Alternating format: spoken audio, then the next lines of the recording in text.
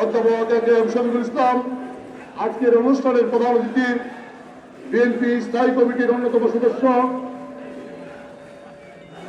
বেগম সেলিমা রহমান,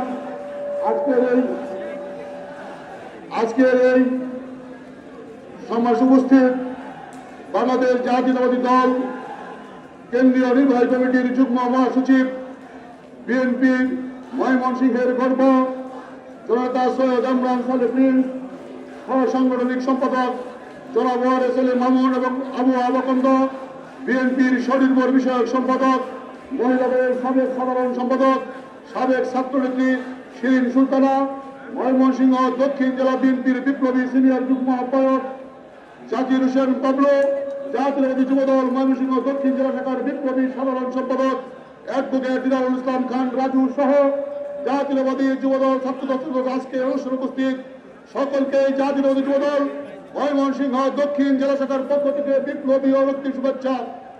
বক্তব্য দীর্ঘ করার সুযোগ নেই। আজকে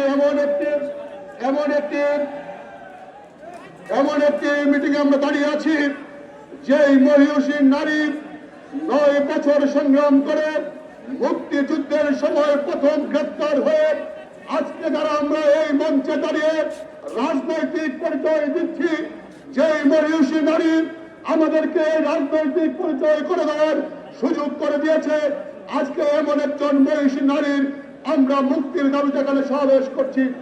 আমি সকলের প্রতি উদাত্ত আহ্বান জানাতে চাই, আমরা 28 অক্টোবরের পরে আমরা আন্দোলন সংগ্রাম করতে ব্যর্থ হয়েছি, আমাদের মাকে মুক্ত করতে ব্যর্থ হয়েছি, এদেশের মানুষের আমরা ভোটের অধিকার ফিরিয়ে দিতে ব্যর্থ হয়েছি।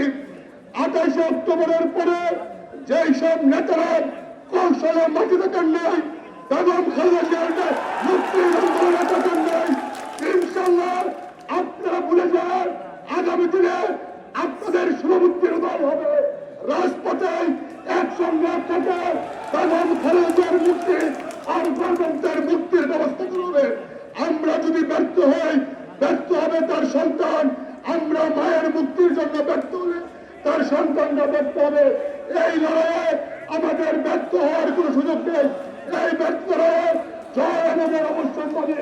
এই আশাবাদ ব্যক্ত করে আবারও রাষ্ট্রপতি বেগম খালেদা জিয়ার মুক্তি দাবি করে আজকে সকলকে ধন্যবাদ জানিয়ে এই মেঘলা আকাশে আপনারা সকলে বুঝিয়েছেন, সকলে প্রতি কৃতজ্ঞতা প্রকাশ করে আমি আমার বক্তব্য শেষ করছি।